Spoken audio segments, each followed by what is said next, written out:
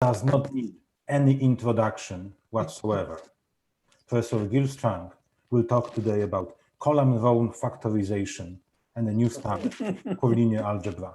I would like to ask everyone at this time to mute your microphones so that you can unmute yourself if you want to ask any questions, but that we can give Professor Strang the quiet room. Thank you very much.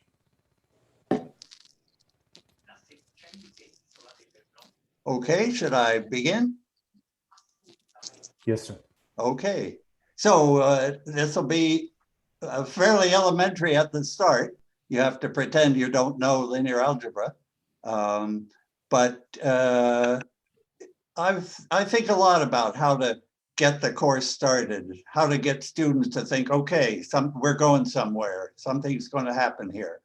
And I guess the ultimate goal in a typical course might be the SVD, but let me talk about the first, well, not the very first day when vectors show up, then linear combinations and dot products, but maybe the second or third day when you begin to do something with those vectors. So I was thinking about this start, and it's included in this book title I've given, Linear Algebra for Everyone, but let's see where it goes. So, okay, ready for next slide and let's start. Okay, so my idea here is start with small vectors, small matrices of integers, and get the idea of linear combinations and independence or dependence.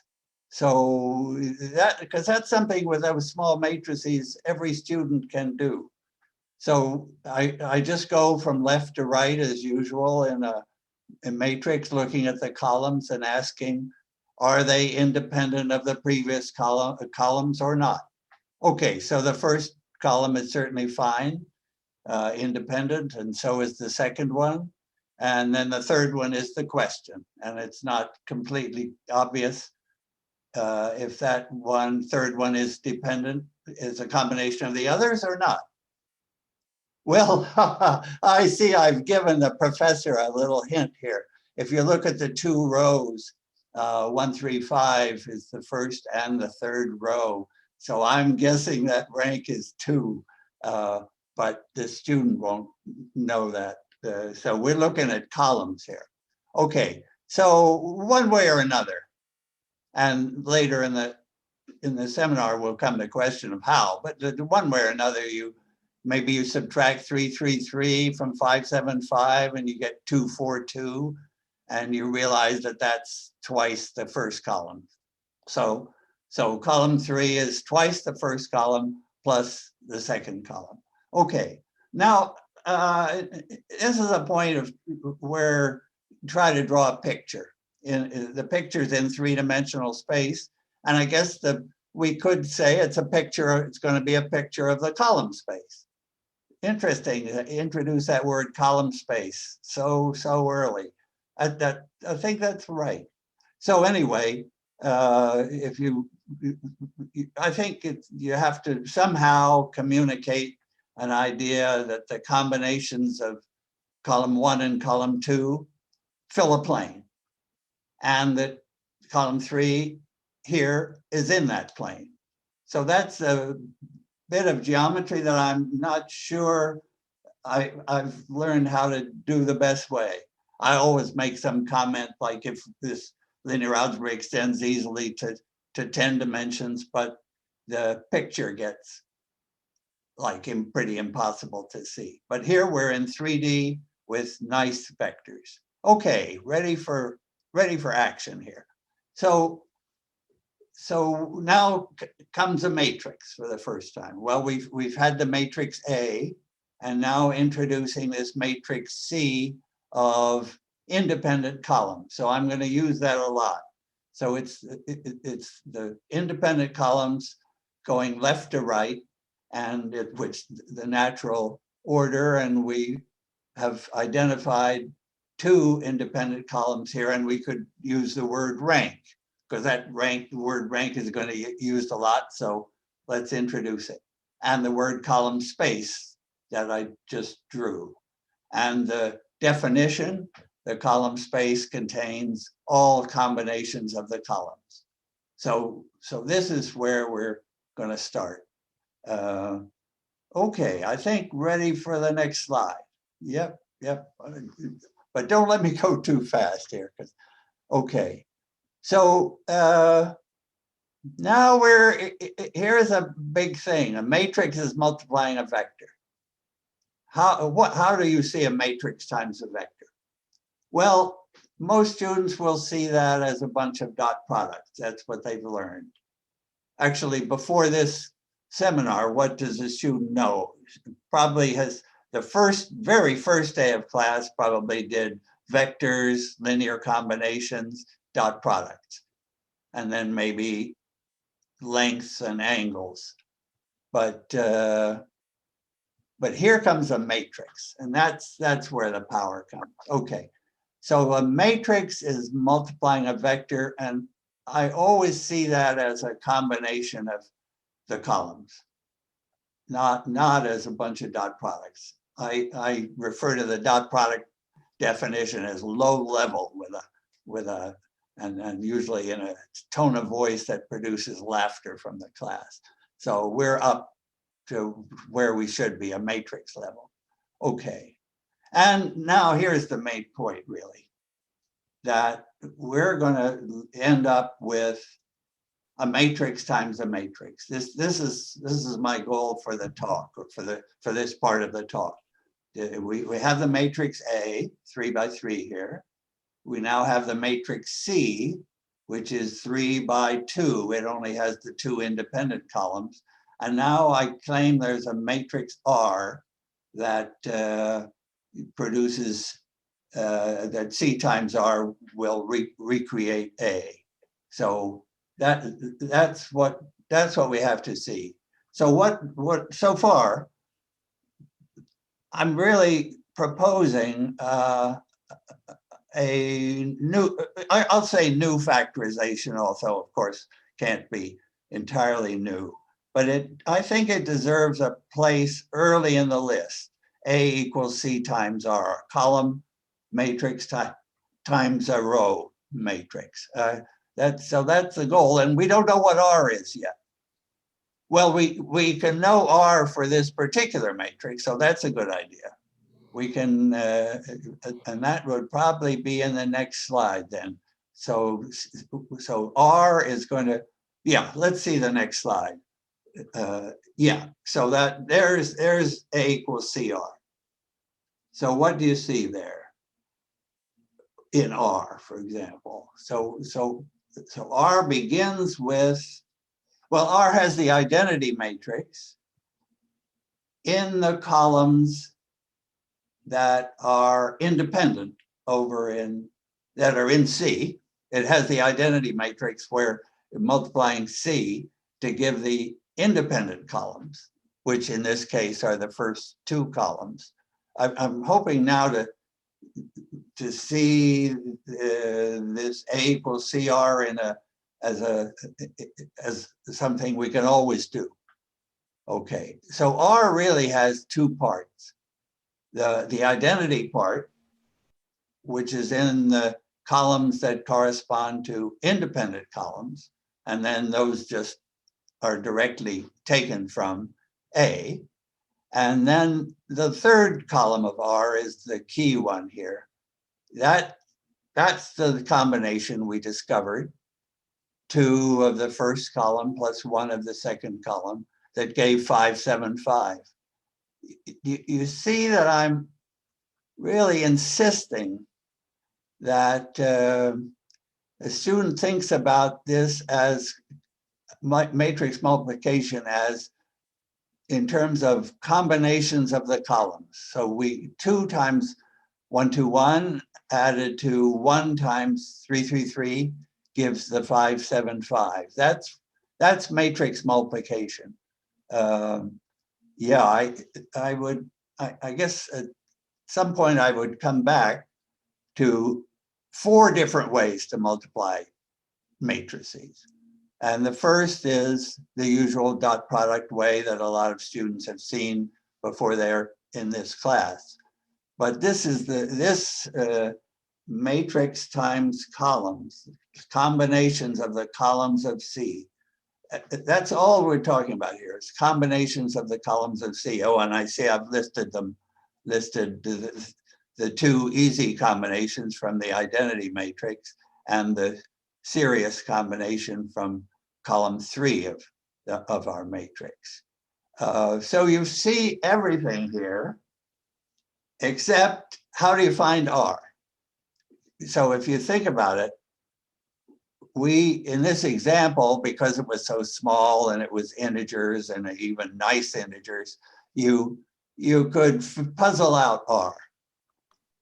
But if you have a general m by n matrix, which of course we will have,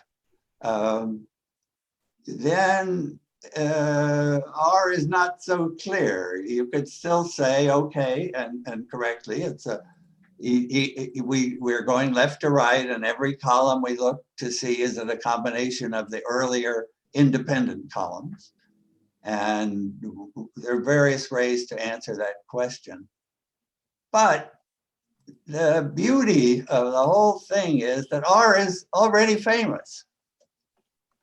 Well, or infamous, maybe. It's a pain in the neck usually, because it's usually sitting by itself. The row reduced echelon form, RREF, is our matrix R here. And so the last word there in bold is the hint to us that to find R properly, you apply elimination to A.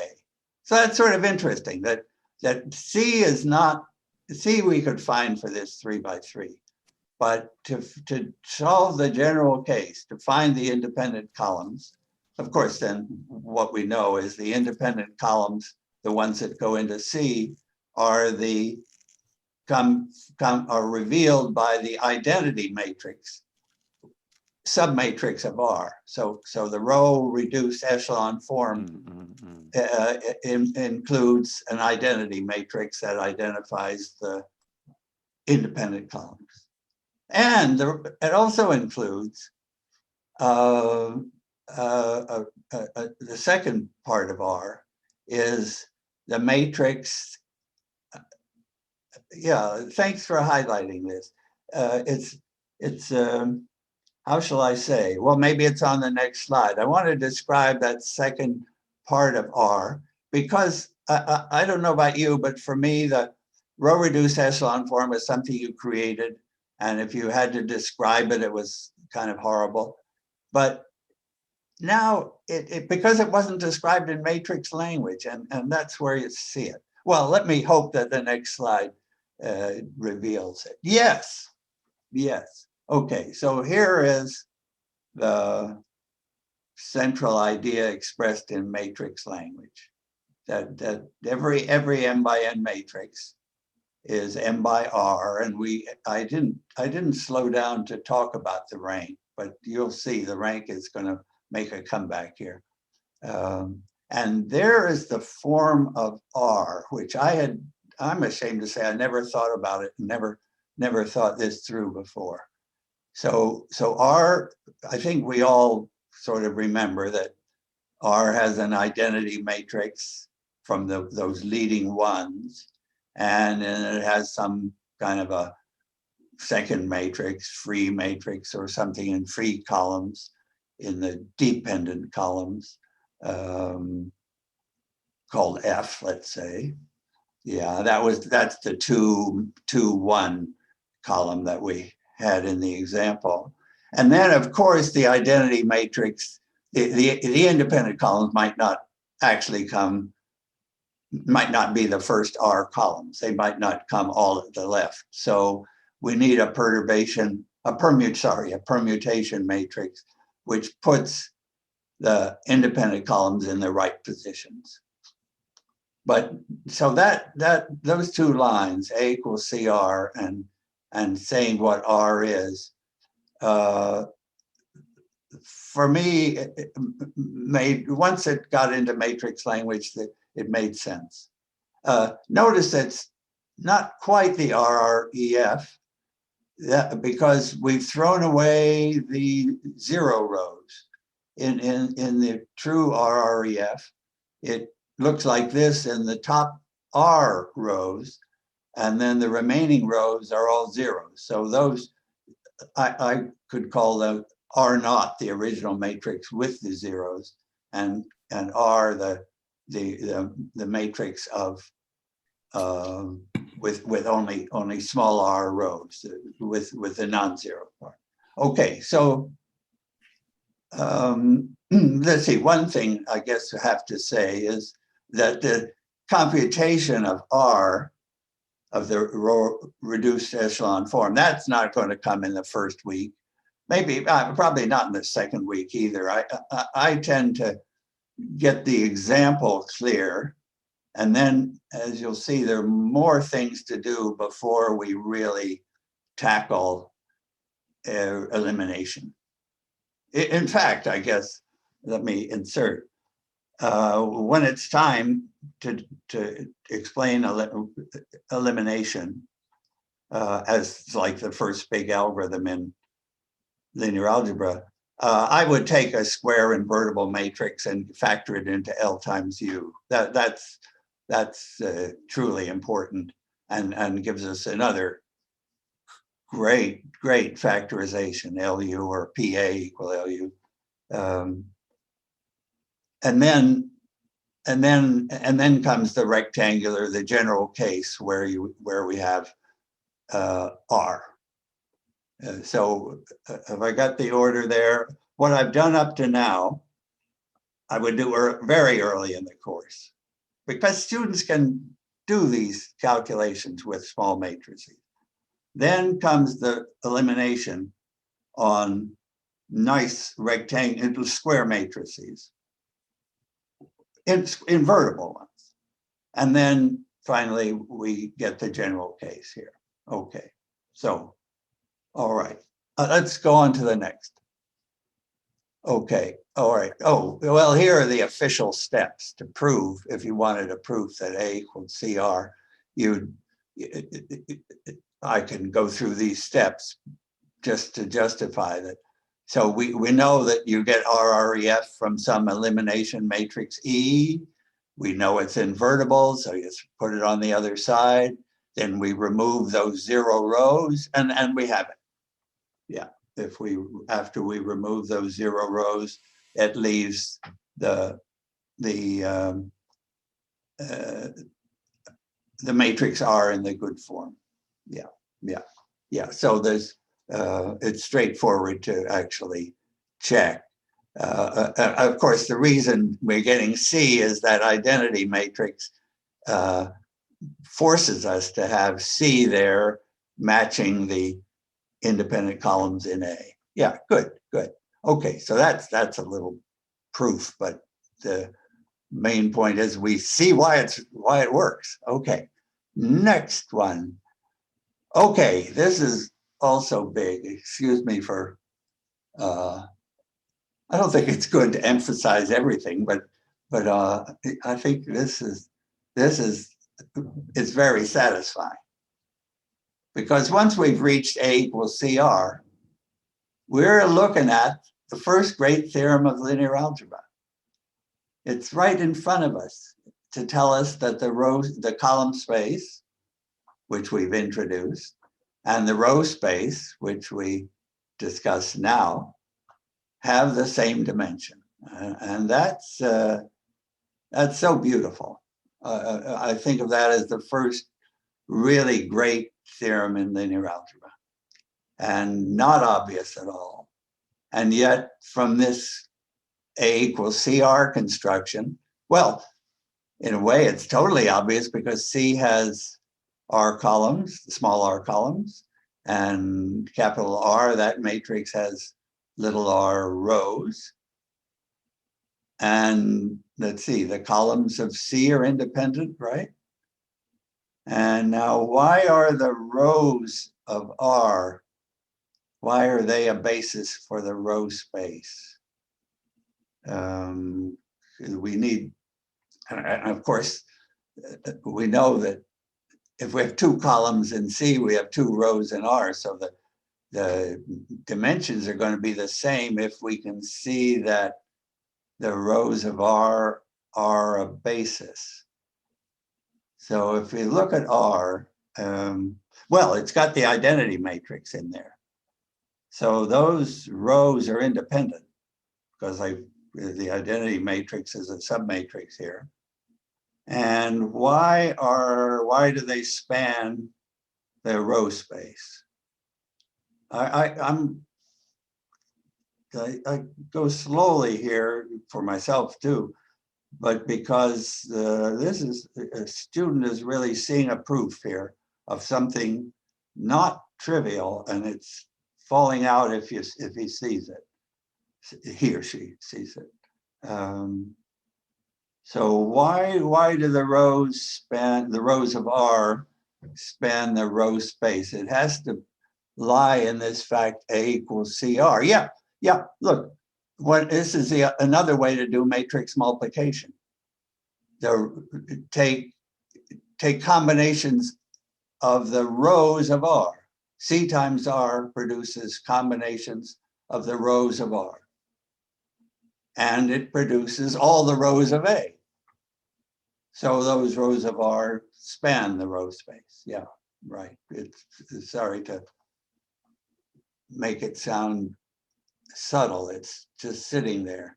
From A equals CR, when we know the dimensions of those two matrices, and we know a little bit about them, so we know that their columns of C are independent and the rows of R are independent, then we got the theorem.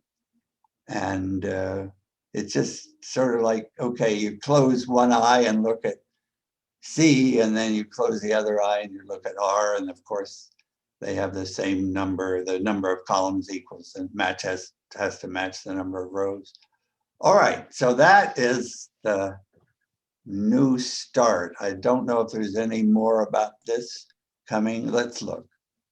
Oh, yeah, rank 1.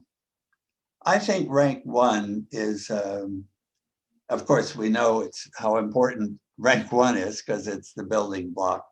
And then the SVD or the eigenvalue decomposition is going to express every matrix as a combination of rank 1. But for what we've just done, so rank 1 is going to be one column times one row. Actually, that's a good exercise early in the course. And it's so let me put the exercise in words. If you have a matrix A and all its columns are multiples of the first column, so all its columns are on a line in the same direction, then all its rows are on a line, a different line, different space here, in the same direction.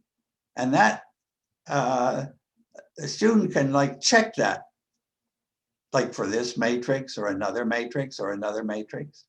But then you could ask for a proof of just that fact of our theorem in the R equal 1 case, the rank 1, and it's conceivable that a student could see why is it that if the columns are all multiples of column 1, then the rows are all multiples of one row. Yeah, and of course, the factorization is the way to see it. Column times row. Yeah, and here in bold letters is a cool way to multiply two matrices.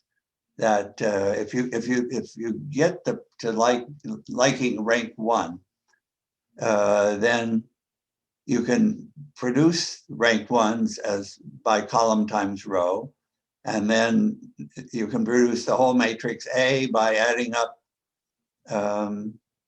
I guess it would be little r of these rank 1 matrices. Yeah, column times row. Yeah, so now that really is the coolest way to multiply two matrices. For me, that's the fourth way. Okay, let's go on. So maybe we've done, yeah. Yes, to the next slide. Maybe we've got this part of the idea. Let's see, Andre, could I go to the next slide? Yeah. Yeah. Oh, we did. This is the next slide. There we go. Oh, that's fine. Okay, then, so we're really on top of this idea of the four fundamental subspaces that people seem to find it's effective in teaching linear algebra to find those four subspaces, the column space and row space, and their orthogonal complements, the null space of A and A transpose. And we know their dimensions, and the orthogonality is obvious from that last equation.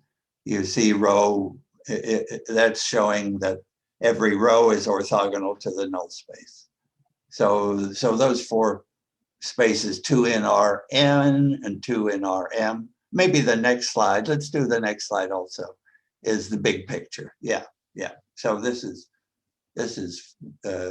very familiar stuff. So now we've moved on now past that first factorization. Now we're moving to the later key factorizations of linear algebra. And this is the big picture. It occurred to me after I looked at this to describe the same picture for the pseudo inverse.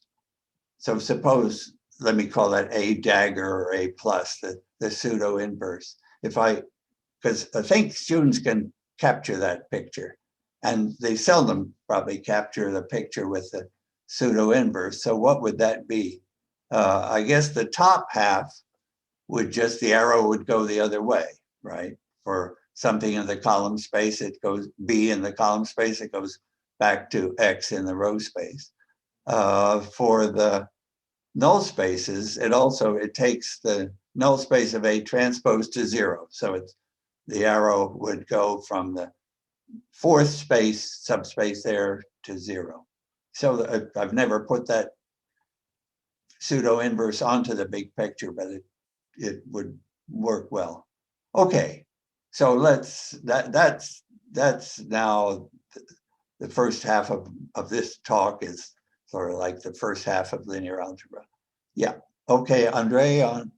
Oh yeah, another factorization showed up, and it's related. It has the same matrix C, but it splits R, this row reduced echelon form thing, into two factors. And of course, we all know that, so then now we have three factors in all, a C and an R, different R. And in between comes a mixing matrix. And of course, yeah, so let's do it. Here's the case of an exact formula. And after I somehow, probably I put up Cleve and I are writing a note for submitting it to SIAM review about these things, including the MATLAB execution of all these commands. But here is, this is not brand new, and in fact, a really, really neat paper by Ham and Huang. So there, I think Ham told me he's coming to University of Texas at Dallas, and Huang is at UCLA. So they recognize that Penrose is the initiator of this magic factorization, and you see how it looks. Now it's totally symmetric column row, and so simple. So we take independent columns in C, it's the same matrix C, and independent rows directly from A now, directly from A are the matrix R. And then in between, well, you've sort of repeated the intersection of C and R. So that intersection is 2 by 2, R by R, and you have to put in its inverse to get it unrepeated. Yeah, so that's a neat factorization, and it makes us think of all the activity that's going on now. I'm sure from people in this Zoom and from Martinson and Trop have a beautiful summary for large matrices where they wouldn't do an exact CUR, but an approximate one created by randomized linear algebra. This is just, so think of this as CUR. Yeah. Yeah, so I won't here in this talk, Martinson, and others would do that so well. Okay, now ready. Yeah, good. These are references. First to Penrose, and then to Hammond Wang. It's really great to be able to just give the archive number. Then you just type it in and the paper shows up. And then you maybe know that the Russians created, made a start on all this. And then there's the Martinson Trop latest paper, again, also on archive. Yeah. So this is serious numerical linear algebra now. So yeah, that's good. Okay, now we go on forward in the course. Oh yeah. Okay, so could I just here just remember the four? Well, if we count A equals CR as number 1 or number 0 or something, then come these four, and we all know those. But how do you teach the SVD, the last one, the fourth one? Partly by deriving it, but also you need an example. And can I just say that this example, this particular 3045, this to me, that I'm looking at the last line now, that says what the SVD does. So those vectors that you're seeing are the singular vectors. And what's the point of that? I mean, again, forgive me, I'm asking all of us to put ourselves in the role of a student who's seeing the SVD first. And if we say U sigma V transpose, well, okay, that sounds good, but it's a little abstract. But maybe with these numbers, it's clearer. I mean, what's the point here? The point is you look at the inputs 1, 1, and 1 and minus 1, 1, and everybody sees those are orthogonal. And then you look at the outputs, and they're orthogonal. And that's the whole point of the SVD, to find orthogonal inputs that go to orthogonal outputs. And U sigma V transpose expresses that beautifully and can be used to derive everything in linear algebra. But to see first time you see it, what does it mean, is maybe helpful to have those numbers there. Yeah. Okay, onwards. Okay, now this is just a general comment about a square matrix, a tall, thin matrix, typical in least squares, and a wide matrix, typical in, well, not so typical. You don't see that so much. We're not so familiar with this minimum norm solution that involves the right inverse of A. And it's the last line tells you about it. The minimum norm solution is the one with no null space component. It comes from the pseudo inverse. Yeah, I think that's, once we leave square invertible matrices, this slide is a help to see it. Yeah, let's go on to the next, because I want to, yeah, now I'm near the end, and I wanted to describe a problem in deep learning that's, I think, maybe the most important open problem there. So I've taken a big jump to like what could come at the end of a course for interest. So this double descent graph, which came from Misha Belkin, a good guy at Ohio State in deep learning and neural nets. But this has become the central problem of theoretical problem of deep learning almost. And I thought you might be interested. So what does the picture show us? Well, so this is showing us experimentally what happens. And so M, the number of samples, is the vertical axis, and N, the number of weights, the number of parameters we're allowing ourselves, let's say in these squares, is the horizontal axis. Now, the first half of that picture is familiar to all statisticians, therefore not to me. I didn't know anything about overfitting. I thought, what is overfitting about?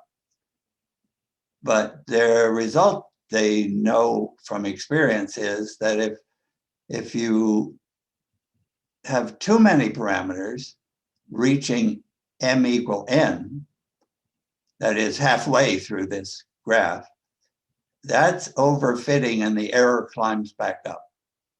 So the first half of that graph is famous in statistics, I think. Yeah.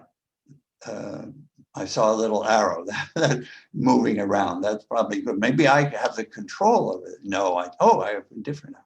Okay, so that part, this climb is the overfitting. Too many parameters reaching up to n. But now look what happens when you go beyond. The error comes back down.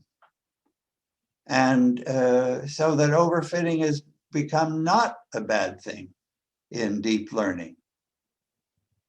Now, so what's deep learning about? Of course, it's not linear interpolation.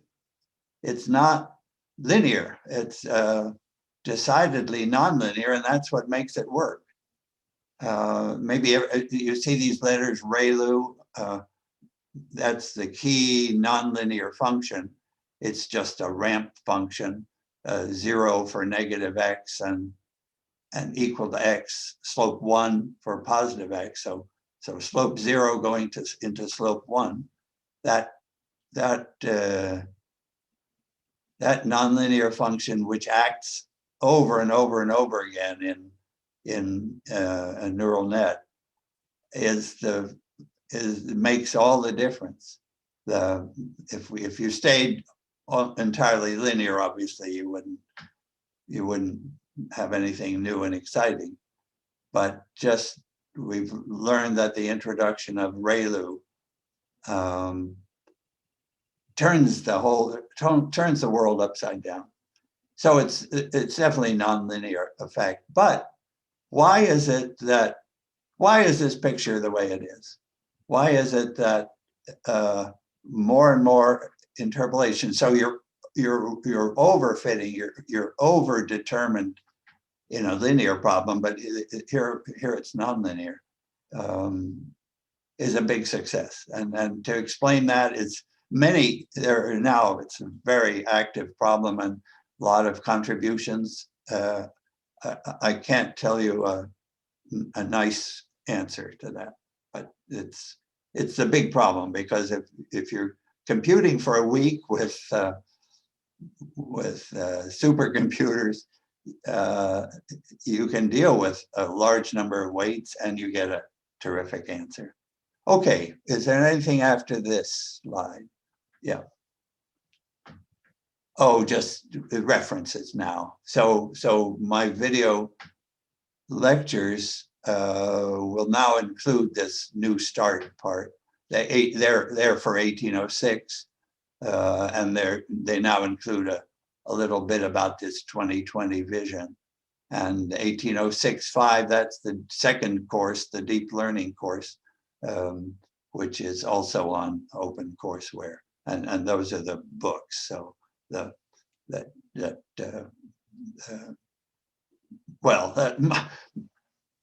I feel I did achieved something in the lockdown.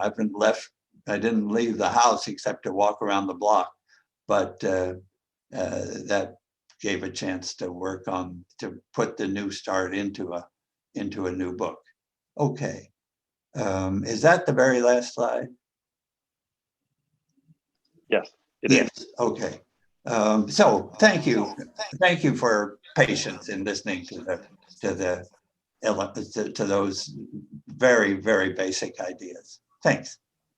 Thank you, Gil. Thank you very much on behalf of all of the members of the audience. I think that perhaps now is a good time for the questions, comments, or suggestions. I would like you all in the audience to perhaps unmute yourself and ask the questions directly to Professor Strang.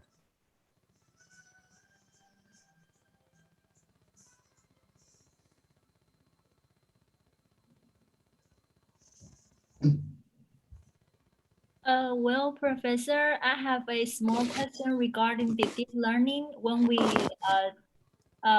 care about the test error. So sometimes maybe it's our goal to find the maybe m equals n. In this case, then we can know sometimes we are overfitting, or yeah, it's time maybe the sample size is big enough. So for today's topic, how to apply today's topic into this test, into the test error to find the m, the biggest, the big enough n. Okay, thank you for that good question. So those last couple of slides there I just put up as independent of the first, the A equals CR proposal. But so you can certainly try deep learning on linear problems like these squares, or like overdetermined least squares where n is much larger than m. But of course, it's the nonlinear effect that brings that second descent. The all-important second descent comes from the nonlinear part. Cleve Moeller and I did some experiments, entirely linear experiments, for like Lagrange interpolation. If we're interpolating data and we have extra points, that's this n greater than m, interpolation with too many points, then the pseudo inverse tells us the minimum norm solution. But it wasn't, I think Cleve would agree, it wasn't successful. I agree, yes. Yeah, it just, so we didn't know, and of course, so those experiments did not involve true deep learning. They did not involve the ReLU nonlinearity. So it was, that's the difference. Yeah, that's the difference, right? Yeah, so some linear experiments, actually the condition, let me report this from a paper by Poggio. The condition number of the least squares problem follows that interesting double descent path. So the condition number does. It's somebody's well-known it's a theorem in statistics. But to see the success with large number of parameters, very large number of parameters, million parameters, that's that we couldn't do. So that's the open question. Yeah. Okay, thanks for your clarification. Sure. Any other questions or comments?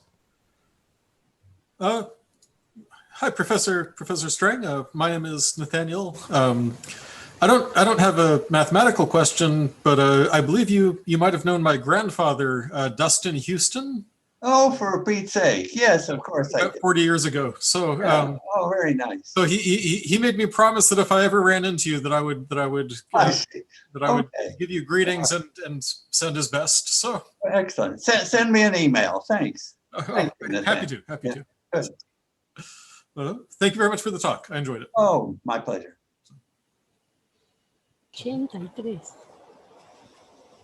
So I'll jump in if no one else is asking a question. Thank you, Vivek. Yeah. Phil, good to see you.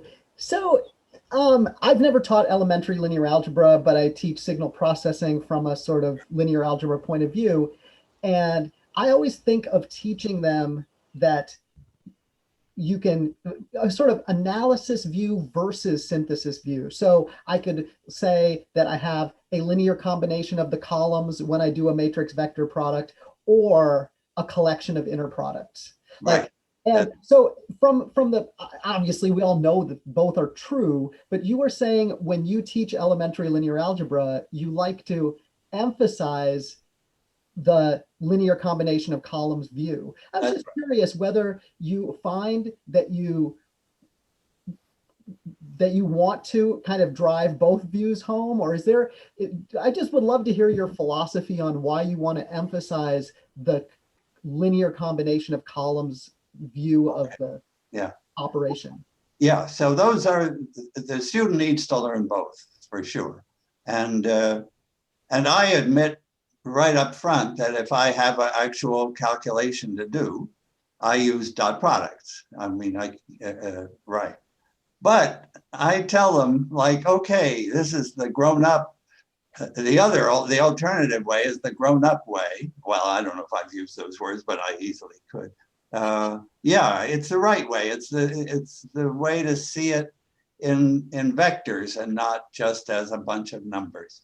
And yeah, and you see it, so it gives you an interpretation of matrix multiplication as combinations of the columns of the first matrix, or as combinations of the rows of the second. Yeah, I think it's super important to get beyond those dot products.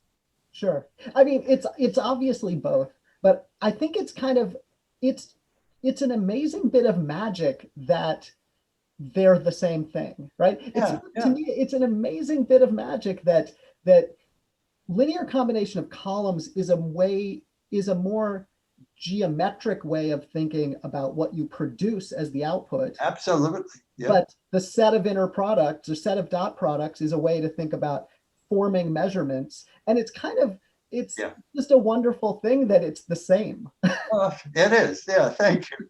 Yeah, it is. That's right. Right. Yeah, I would like to teach this. I'd like to teach elementary linear algebra sometime. I probably will, because in my school we do that within the College of Engineering, but I just haven't done it yet.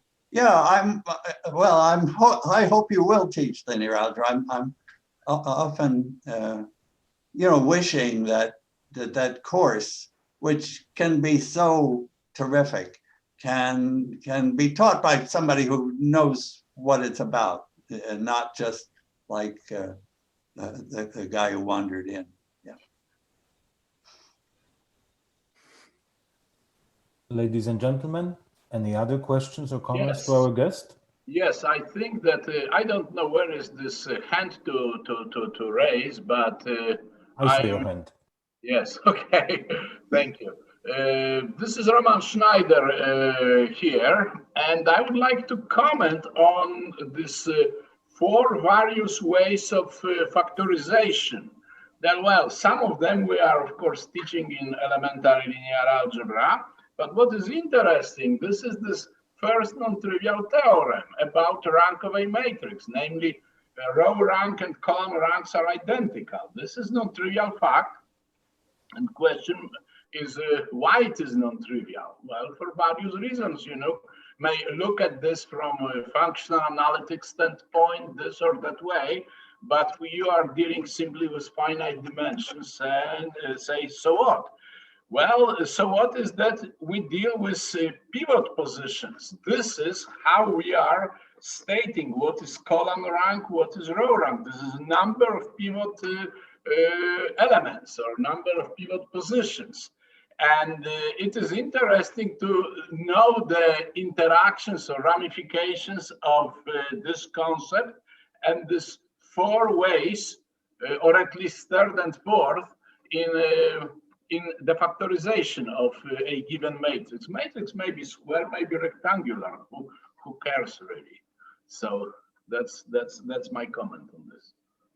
Thank you, Roman. Yeah, that's right. It's the pleasure is seeing the link between the computational, the algorithm, and the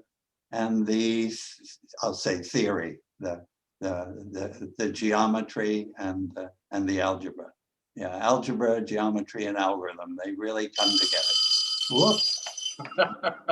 I meant to disconnect that. On. Okay. Okay, thank you very much. Sure. At least I don't feel muted. No.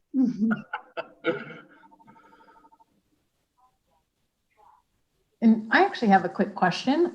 So my name is Catherine, and I'm really interested in CUR decompositions as well. Okay. And I was curious about if you know sort of how folks are using these now. So not so much about the theory or say stability of the sampling or anything like that, but how are people using these in practice? What are some applications you've seen? Well, my reference above all is Martinson and co-authors, and many co-authors. Mark Embry at Virginia Tech and a group at Berkeley. It's really a big thing, the CUR factorization or approximate factorization. So it's able to handle very large matrices, and maybe here's a quick comment. If we use the SVD, we typically get full matrices. The entries in the SVD, the individual entries don't have much meaning, which is a difficulty in using in practice. So this CUR solves that problem. The C and the R come directly from the matrix, which if the matrix is sparse, then C and R are sparse. Or if the matrix is integer, they're integer. Or they have a meaning. So that's really a major direction in computational linear algebra. Thank you very much. Sure.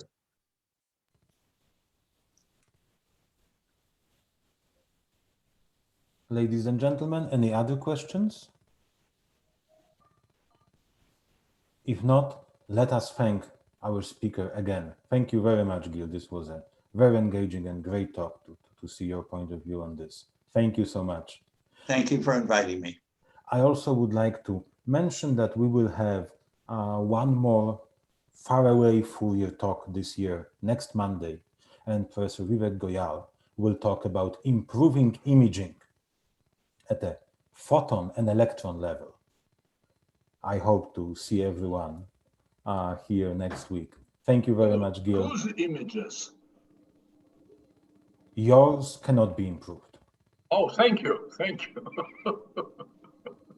Thank you. Ladies and gentlemen, have a great day. Thank you, Wojtek.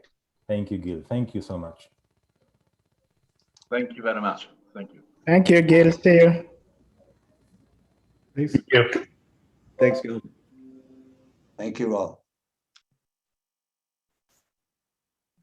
Okay, stop the video.